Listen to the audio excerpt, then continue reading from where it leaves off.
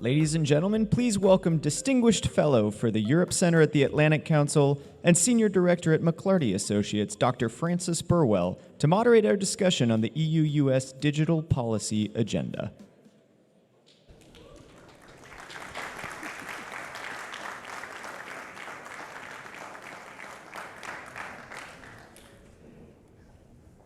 Thank you, everyone, and welcome again to the first live session, other than the welcome addresses, at this combined EU-US Future Forum and EU Defense Washington Forum. While most of today's sessions will focus on the big issues of national security and defense policy, we are here at this session to discuss technology and digital policy and the challenges facing the EU and the US in terms of their own cooperation on this area, and also the opportunities should they be able to get that cooperation underway with great strength and vigor. But before introducing my panelists, I want to put a few facts on the table. In 2020, the US exported $247 billion in digitally enabled services to Europe and imported $142 billion. So we have a good trade surplus there. But these US exports to Europe were almost 3 times greater than similar exports to Latin America and double all US exports to the Asia Pacific, which of course includes China. Just to give you a sense of the partnership between the US and the EU in this. As for EU digitally enabled exports, once you look outside of Europe, the US is the biggest importer. And this exchange is mutually reinforcing. So I think just as with the traditional economy, our new digital economy, the US and the EU are repeating their experience where they have been each other's best market and have the potential to be the leaders in structuring that new world economy. And now to introduce my panelists. First, we had hoped to have both here on the stage with me, but unfortunately, from the Commerce Department, Ted Dean has been struck down by COVID and will be unable to join us. But we have the excellent Gerard de Graaf from the European Commission. He also hoped to be here, but strikes in Belgium at the airport prevented him from leaving. So unfortunately, our very forward-looking and modern panel has also been hit by the current issues of the day. In introducing Mr. de Graaf, he is the Director for Digital Economy and Coordination at DG Connect, the division of the European Commission that has a lead role in this area of policy. He leads the work of the European Commission on platform and tech regulation, and he also coordinates the digital components of the EU Recovery Fund. Now, this is something that is being managed across all the member states. It totals about 750 billion euros, and each member state has been told to put approximately 20% of their allocation into digital transformation. So this is a very large portfolio that he's also dealing with. He has worked on digital issues for at least a decade, and before that worked on the very relevant portfolios of research and industry in the Commission. He also served as trade counselor here in Washington, back when the delegation was the European Commission delegation rather than the EU delegation. In shorthand, he's often referred to as Mr. DMA DSA for the Digital Markets Act, Digital Services Act. So welcome to Gerard de Graaf. Gerard, before we get into the specifics of EU digital policy, I'd like to start with a more general question. Many of those participating in the conference today are more focused on national security and defense and on foreign policy issues, whereas digital policy is often seen as the province of nerds, to put it frankly, and as a limited sphere of policy for government. So why should this panel, the participants here, care about this panel? What are the implications of a failure of the US and EU to cooperate for our security, for the larger interests of the US and the United States? Over to you, Gerard. Good morning, Fran. Good morning, participants. Very pleased to be with you. I would have been even more pleased had I been with you physically, but unfortunately that wasn't possible. A very important question, and I think already during the opening session, I think some of the pointers were given. Our societies, our economies are digital. Digital is used increasingly. We talked about the Russian invasion in Ukraine. The war is also taking place in cyberspace, through cyber attacks, through disinformation that is spreading, not only in Russia and Ukraine, but also increasingly in Africa and Latin America, destabilizing societies, turning countries against the EU and the US. We talk a lot about the critical technologies that Wendy Sherman said can be used for very good purposes, but can also be used, can be weaponized. And that, I think, is a very important consideration. Oh, Gerard, you've hit mute.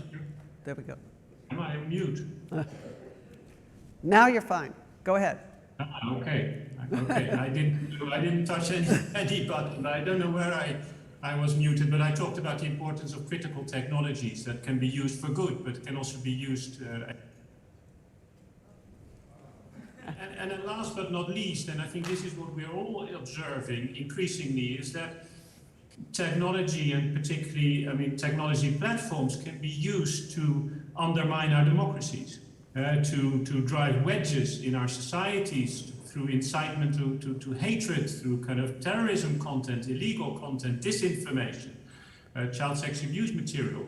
And that's where it's very, very important that we defend our democracies. We defend also our economies, because that, of course, is the first prerogative and the first priority for any country in terms of its security policy.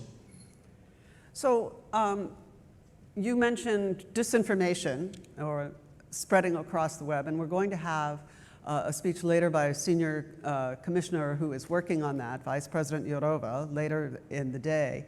But particularly, I think, in talking about security of networks, infrastructure, things of that sort, there's been a lot of discussion, and certainly even under the previous administration, discussions about the safety of communications technologies, 5G, et cetera, the whole Huawei discussion. The European Commission has identified China as both a partner for cooperation, but also a systemic rival. How do you think China fits into this when you think about the technologies that we're using today? How is the discussion in Europe about how China relates to this? Well, I think the short answer to this question is we must not be naive. And maybe we in the European Union have been a little bit naive over the last kind of decade or so in our relationship with China and in keeping our markets open. And I think we're kind of certainly revisiting that policy. Our networks, our infrastructure, it underpins essential services, our critical facilities, and therefore it's absolutely necessary that kind of the equipment that is used in these infrastructures is secure and safe. And we've worked very closely with our member states to ensure that that is the case. This is not anti-China, but it is to ensure that we have infrastructure that we can trust.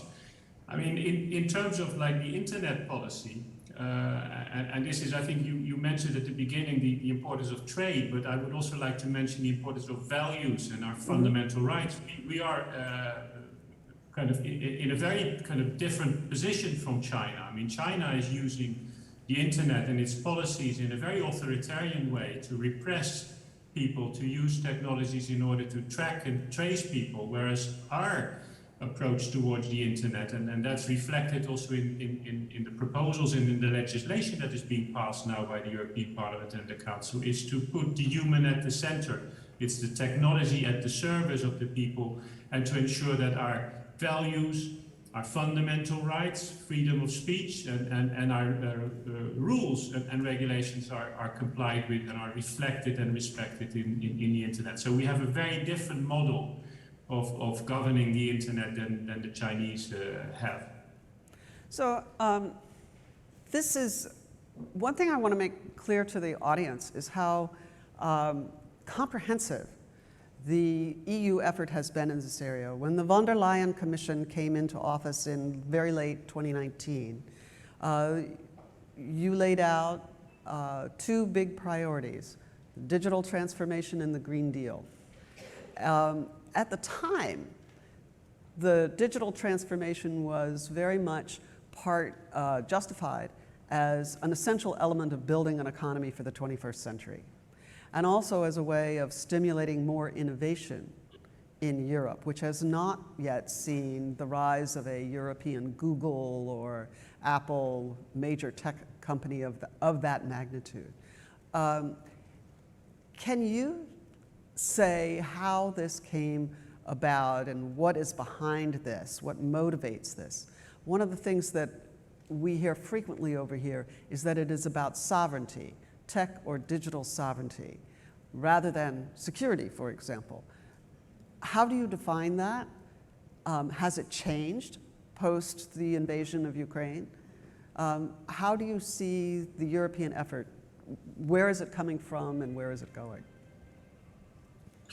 Well, I think, first of all, I mean, in Europe, and I think many countries around the world are asking themselves the question, I mean, what kind of internet do we want? And how can we make sure that the internet is safe and secure, and at the same time that our values and fundamental rights are protected, our democracy is protected? That's a question that has been asked quite explicitly in the European Union, and has been debated and is therefore at the basis of the actions and the proposals, particularly for regulation, that have been made since the von der Leyen Commission took office. So this is very much like, how do we shape the internet? It's not kind of the internet and the technology, we have to adjust to the technology. No, it is the technology will have to adjust and serve the interest of our societies and the interest of our economies. And that has kind of led to a number of kind of conclusions. For example, how do we build trust in the internet? How do we ensure that safe products, I mean, that we are not confronted with kind of unsafe products on marketplace on the internet? So those kind of proposals that we've made, DSA, DMA, how can we make the internet economy or keep the internet economy contestable, that there is good competition and therefore innovation. So that's all behind, that has been the subject of an intensive debate in the European Union. How do we make sure that we can trust the technologies and therefore also promote the adoption of these technologies in the European Union, like AI? The other question, and I think you referred to that, is how can we make sure that the single market works better? Because if one of the reasons why we don't have like the big successful technology platforms that you have in the US is that it's very difficult in the European Union to scale up. Mm-hmm. The internet is all about economies of scale and network effects. And in the European Union, if you have a fragmented regulatory framework and you are, say, successful in Germany or in the Netherlands, you want to expand, you go into France, you go into Spain, every time you have to adjust your business model because the rules are different. It's like a startup having to start up 27 times in the European Union. It slows you down. You are never going to grow to a successful company. So we need to have one set of rules for the whole of the European Union. And that's the other motivation behind the proposals which we are making, to make sure that we have one framework and not 27 in the European Union. The point about sovereignty, digital sovereignty, I mean, there's different kind of variations and words around. I think the best answer to this is give practical examples. I think we've all seen the dependence of microelectronics, where through breakdown in supply chain, some of our very critical industries, like the automotive industry, had to suspend production for a number of weeks, and other industries in the machinery, for example, as well.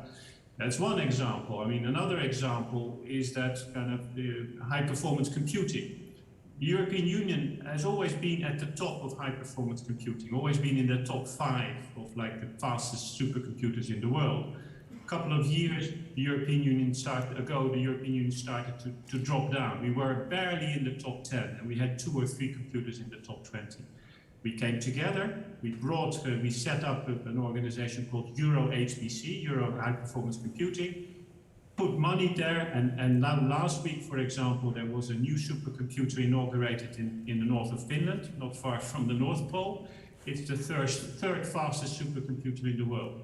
Next year we'll have one that might be the fastest supercomputer in the world, namely an exascale computer. Why is this important? Because in most of our industries, whether if you design a new car, a new airplane, new medication, if you want to do serious research on climate change or other kind of pressing challenges, you need access to supercomputing facilities. The European Union cannot afford to become dependent on the likes of China or others for supercomputer facilities. Those are the kind of resources which we need in the European Union itself. AI is yet another example, and I can go on. We don't want to become dependent on artificial intelligence developed in countries that do not share our values and our fundamental rights. And I think just by quoting a number of these examples, I think you can see why strategic autonomy, why the European Union cannot just become a consumer of technologies, but it needs to be a producer of technologies as well. Thanks very much for that. I'm going to turn to the audience after this next question. So either here in the hall, if you would indicate that you have a question, we have microphones that are available, and I'll guide them to you. And online, I think we are taking questions both via Zoom and also Twitter. So please send in your questions. Please indicate here in the hall if you have a question for Mr. de Graaf. Let me turn to one of the most, if I can put it this way, notorious pieces of EU legislation, and that is the Digital Markets Act.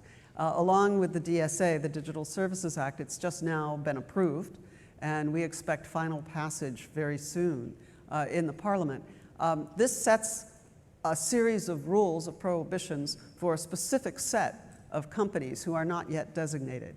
Can you say what happens next in terms of the designations? And of course, as you know, there's been a lot of concern here that it will only designate US-based companies as the gatekeepers. Can you say something about what we should expect over the next few months once this is passed? Yeah.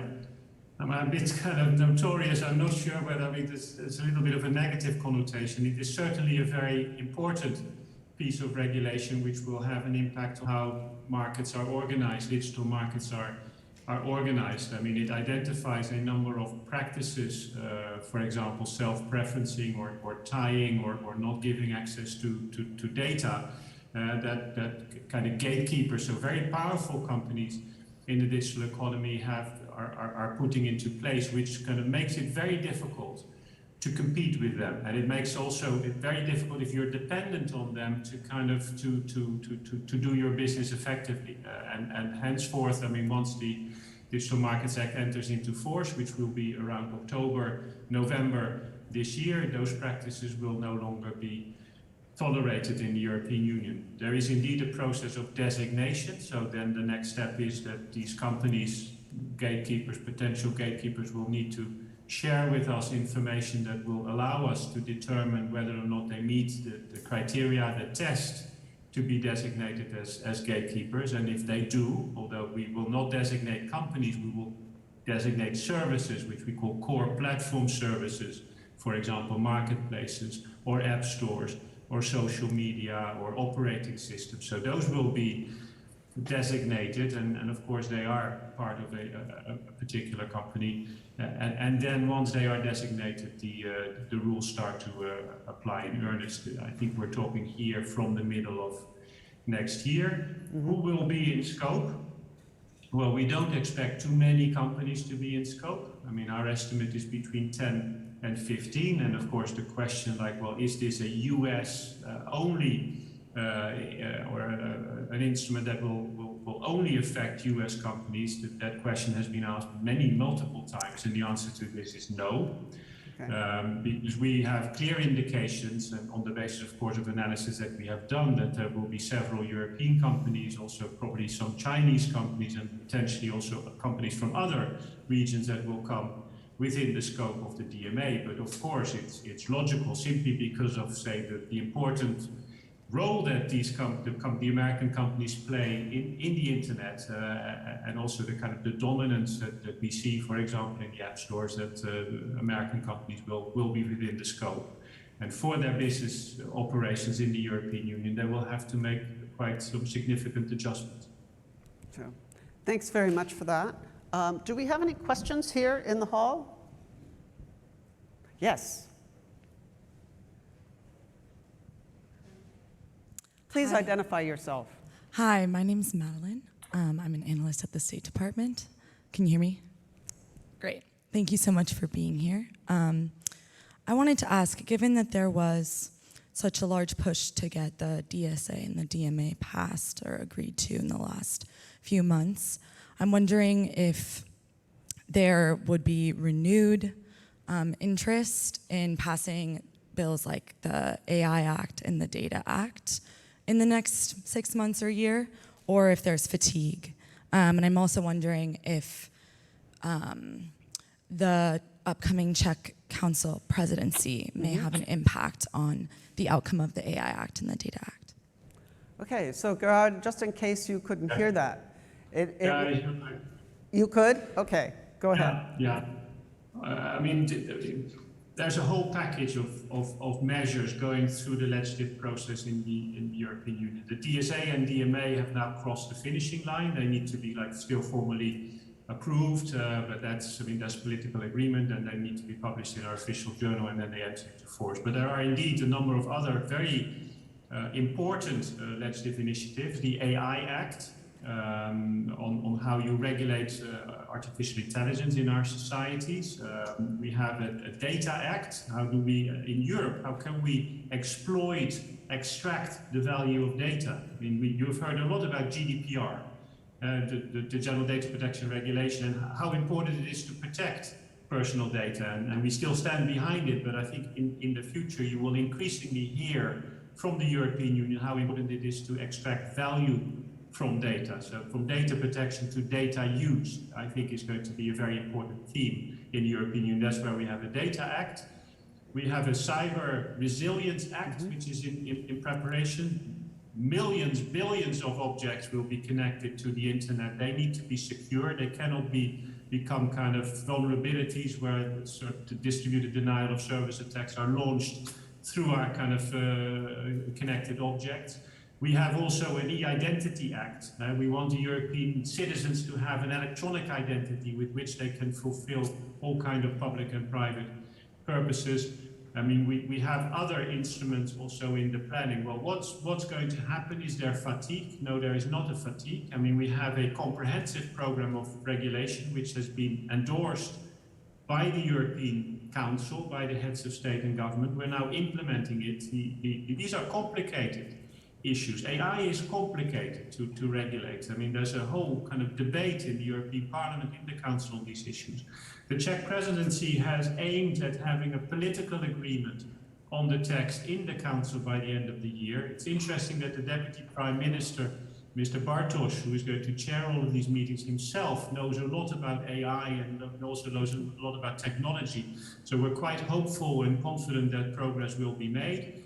The other proposals will also make their way through the regulatory process. So we are confident that, say, by the middle of next year, latest end of next year, the whole legislative framework, all these proposals will be in place. And then, of course, the emphasis shifts logically to making sure that they can produce their effects in practice and enforcement. With the DSA and DMA, we're already working on this now.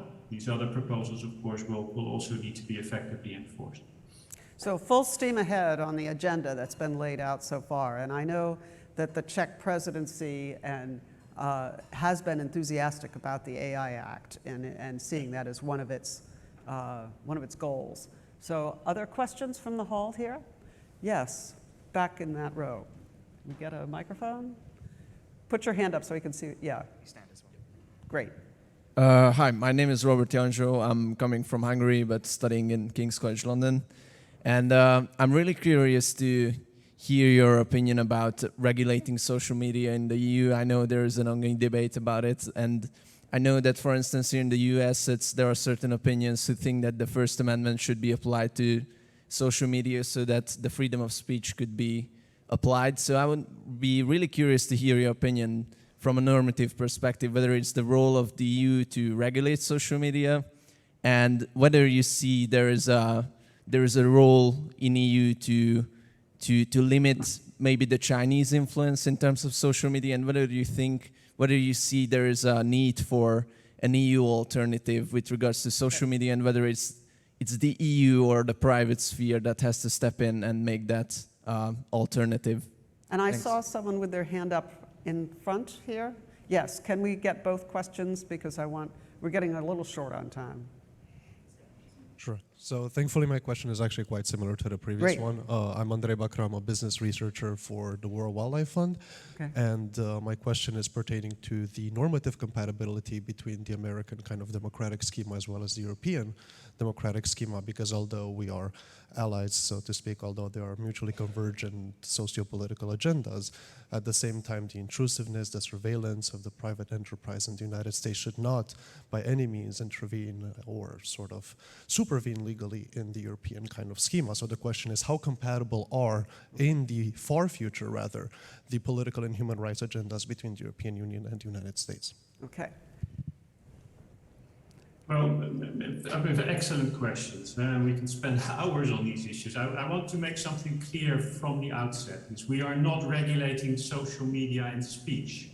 We're not regulating speech through the DSA. What we are regulating, and this is I think, a fundamental difference or a fundamental fact, is we are taking a systemic approach. I always make the comparison with banks because I think it's a useful one. What we're looking at is whether these social media platforms have systems in place that allow them to detect, prevent, and when they detect and it's on their platforms, to mitigate and potentially remove that content. So we are talking about notice and action systems where you and I can kind of communicate. We can tell platforms we think there is a problem on your platform. We have risk assessment in place where the platforms need to do a risk assessment to check whether their systems can be used, for example, for disinformation or to be used to kind of for election interference. We have an independent audit where external auditors go in and check the systems. I mean, how many of your staff are involved in content moderation? Is it for some languages only, or is it for other languages as well? So this is the approach we take. We do not regulate. We're not the content police or the Ministry of Truth, where we say this is what a platform or a social media platform can kind of say or can carry, and this is not. And I think it's a fundamental difference, because that's, of course, very, very dangerous if governments start to decide what can be, what our rights are, how can we exercise the freedom of speech. I mean, we have worked very closely with the US in the TTC on these issues, on the DSA and the DMA. And I think, of course, with the First Amendment in the US, things are a bit more complicated, but I think in essence, we share a lot of the approaches and the values. The political situation in the US is what it is. There is no room for, certainly not the comprehensive type of approach that we have in the European Union, but I think the approach of looking at a systemic way of dealing with the platforms is an approach, I think, that has a lot of sympathy in the US, and I think that's kind of what I would like you to retain. We're not into content regulation at all. I mean, nobody's going to decide whether, ultimately it's the courts in the European Union, as it should be in a democratic society built on the rule of law, that should decide whether some content is illegal or not illegal. So I would just point out as well that one distinction for Americans is that, separately from the DSA, there is a definition in Europe of illegal hate speech, which is about inciting ethnic, racial, and other types of hatred that has been supported in the courts. It varies a little bit. For example, in Germany, it's illegal to deny the Holocaust, things of that nature. And it is that speech that is being regulated under the DSA, the British have a bill that is looking at online harms, which is much more broadly defined. So those of you who are interested I mean, this is a fascinating area of how do you regulate this. And I think the session with Vice President Jourova later this afternoon will be really fascinating on this particular thing. Gerard, you mentioned the TTC, the US and EU Trade and Technology Council, as one of the places where you're having discussions with the Americans about this. Can you tell us what your ambitions are for the TTC? And I'm afraid this is going to have to be our last question. But the TTC has been criticized, and I've done some of it, for not being ambitious enough, for the deliverables not being significant enough to make it worth continuing for the ministers who are running it.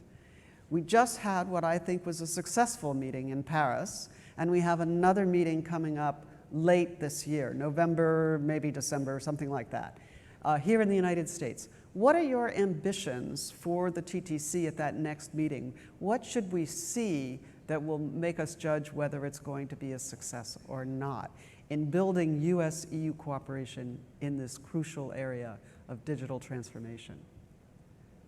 Well, the TTC, as you know, covers a lot of ground. There are 10 working groups, and there is tremendous work going on in the areas of export control and disinformation, supply chain management, etc. Maybe in the area of the DSA and the DMA, we have come out with a Declaration for the Future Internet, which in the meantime has been endorsed by 60 countries around the world, because we also believe that if we work together as an EU and the US, and we must work together in this very volatile world, we can actually get more countries to follow our democratic model than to be pulled into the sphere of influence of China or Russia or Turkey. So that's something we've done together.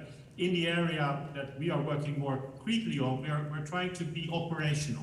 How can we get researchers to have access to platform data? It's really important to have independent researchers look under the hood. How can we do these audits together? What is meaningful information that platforms should report, meaningful for us as regulators, meaningful for the public at large? So we're working on very practical ways of making these benefits that are contained in the Digital Service Act available also to American researchers and American audience. So thank you very much, Gerard. I think that's a fitting end to looking forward to the cooperation in the TTC is a fitting end to this discussion. Quite a number of years ago, the Atlantic Council sat down and said, what are the issues where there will be a lot of US-EU conflict if we don't get it right, but opportunities if we get it right. And digital emerged at the top of that list. It's been a fascinating area to explore. I hope all of you will keep your eye focused on it, even if you are really interested in the more security and defense realm. AI, data, these things are all increasingly part of the security defense realm. Thank you very much, Gerard de Graaf, for joining us from Brussels. And I think this concludes this particular element, and I know we have another panel coming up next. Thanks very much to everyone.